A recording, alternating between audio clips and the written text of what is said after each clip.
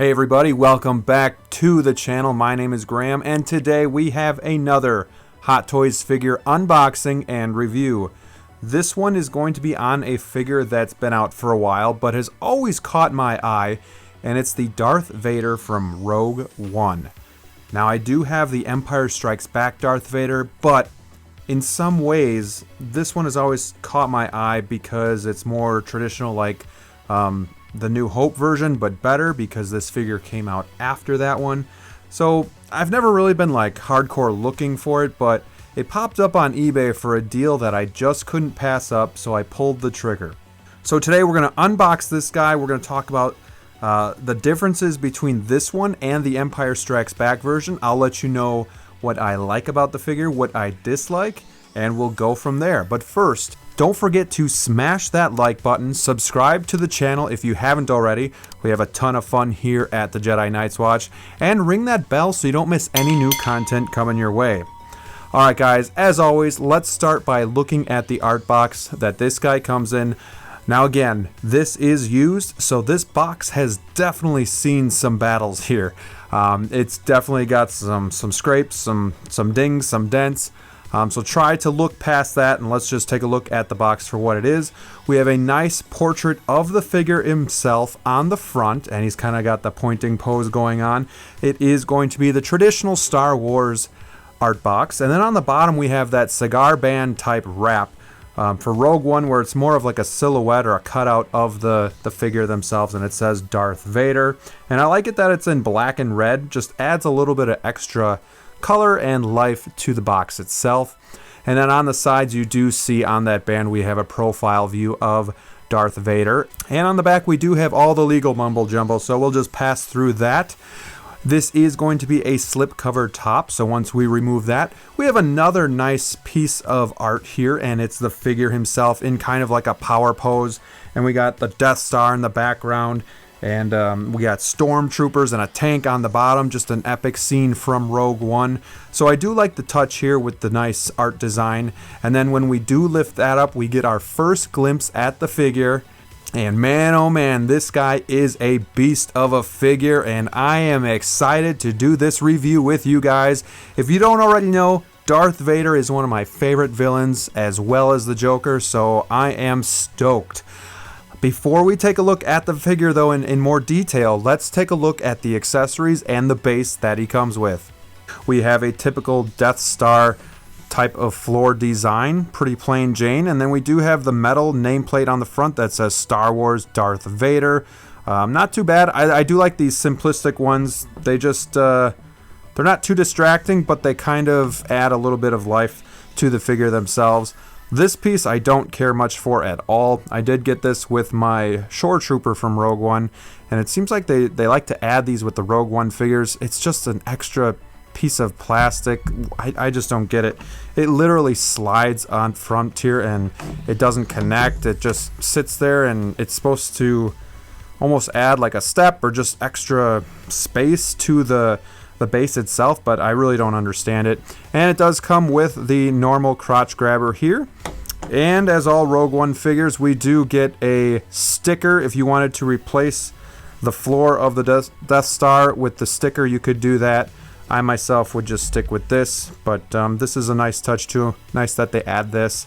So that is the base.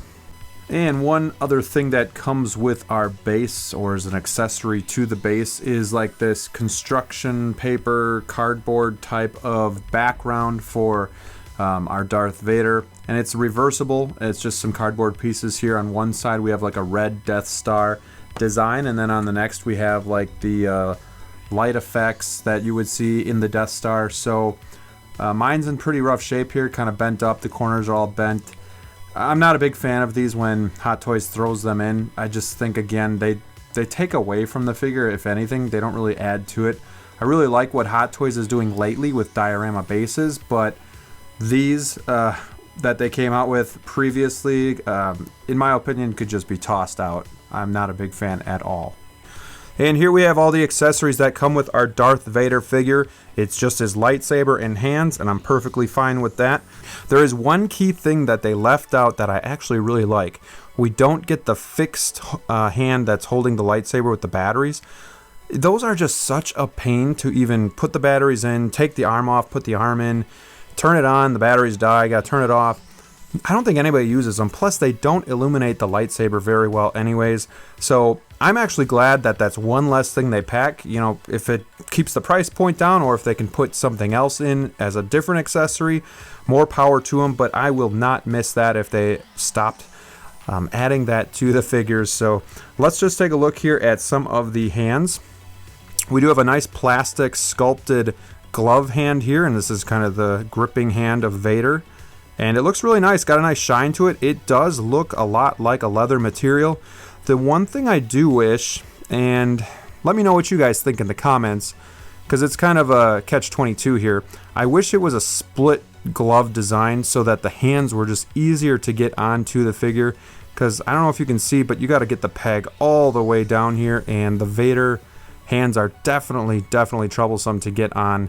So obviously that might take away from the realness because you'd have that cut here, but just my opinion. We also have a pointing hand,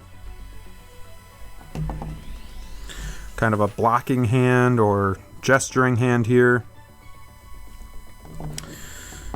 We have just one fisted hand here, and two, where's the other one? Two kind of gripping hands. I'm not sure if these would work for placing on the belt, probably. I just don't know if they're bent enough. But the Empire Strikes Back comes with the hands that are really bent, so it's kind of like resting on his belt. And then we just have another kind of like a force hand here. And then on the figure himself, we do have just kind of resting hands. Taking a look at the lightsaber here, it is going to be pretty close to the exact same as what we've seen before, and the detail in this is really great. You can even see those blue and white like cables in there. Just really good detail in the hilt itself. And here's where it can hook onto Vader. And then the blade does pop out, so you can have it with or without the blade. One thing I do wish Hot Toys would do with their blades is make it the same thickness the whole way around, because if you watch Star Wars, the blades don't ever like get small like this. They pretty much stay the same thickness and round out at the end there. So I do wish that would happen. I wish they would also just make these a little bit different. They are just super desaturated, not very vibrant. I have done a video on how you can kind of fix that and do it yourself, painting of the lightsaber blades, and you can watch that right up here. But yeah, that's the hilt. Very nicely done. Stuff we've seen before. So now let's get the figure out and take a closer look. And here is our first look at the Rogue One Darth Vader. And wow, he looks just menacing, imposing, just one of the greatest villains you're ever going to see.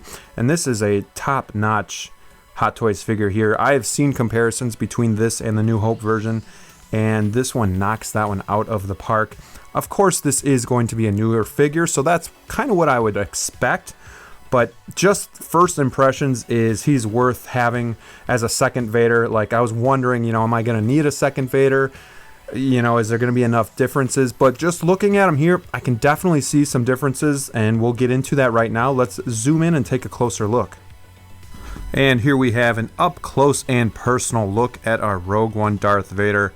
And I gotta say right off the bat, I love how this guy shines in the light. The light just bounces off of him. And that's one of the differences between this guy and the A New Hope version, is that one was very matte finish, and this one's very glossy, very clean. The chest plate as well as the helmet and the dome are just extra shiny. I really love that look about Darth Vader. You can see, I don't know if the camera's picking this up really well, but the lenses do have that reddish tint to them, and I'm not sure if the camera's really picking that up or not. One of his tusks here, it looks like it's black, where the other one's silver. I do believe that is accurate to A New Hope / Rogue One. I know A New Hope version of this has the tusk kind of broken off or dirty or black, just like this one, but we have the chest plate here, and this is easily removed. There's just a Velcro piece underneath, so if you wanted to put the garments on the outside and have it more accurate to A New Hope, you could do that, but this is how he comes out of the box. One thing I noticed about this version as opposed to the Empire Strikes Back is the helmet on that one sits on top of the chest plate here, where this one is kind of underneath. And what that does is it allows a lot more movement in the head. The other one seems like this is as far down as he can look, but here he looks more menacing, and you can get him to just kind of look down further. So I like that part of it a lot more. And I do feel like the dome sits more forward on this one, and it just again makes him look a lot more menacing. Coming down to the midsection here, we do have the typical pleather material for his suit, and we do have the different mechanical box here on the front. And another thing that's a little bit different is that this center piece on like the belt buckle is going to be black. We do have some nice paint chips and scratches and wear and tear along the boxes, which is really nice. And you can see a really good look at that right here. These you can put batteries in, and he does have a light up feature. Coming down here to the gloves, these are going to be one sculpt like we talked about, and he does have the resting hands here. I do like how these gloves look. It's just kind of that 70s style look to it that I don't know, something about it just gives it a little bit more character and whatnot. So I do like that a lot. He's got kind of the bigger diaper looking piece on here, and then as we go down, we do have the typical boot covers here, and the shin guards are attached with Velcro, but so no split cut boot design. But outside of that, it looks really, really nice. If we flip them over, you can see the back of the garments, and same cape as Empire Strikes Back, really nice and heavy, and it just drapes really well. But that's pretty much the figure. Now let's compare it next to the Empire Strikes Back version. And here we have the two Vaders side by side, and you can just see the difference in the head sculpt here, in the helmet. You can see how far this one on the left here can look down. This guy, this is about it, because he kind of, I don't know if it's how it's supposed to sit, but the shoulder plates sit higher up, so the helmet is over it, where here there's room for the helmet to move. And then you can just see the dome definitely sits more forward on the Rogue One Vader. This dome does come off so that you can see the back of Vader's head, and that might be part of the reason why there is just this little gap here in between the eyes and the dome itself. I just think this helmet looks so much more menacing. The Vader on the left is also going to be a hair taller. Maybe it could be just how this one's standing, but he looks just a little bit taller.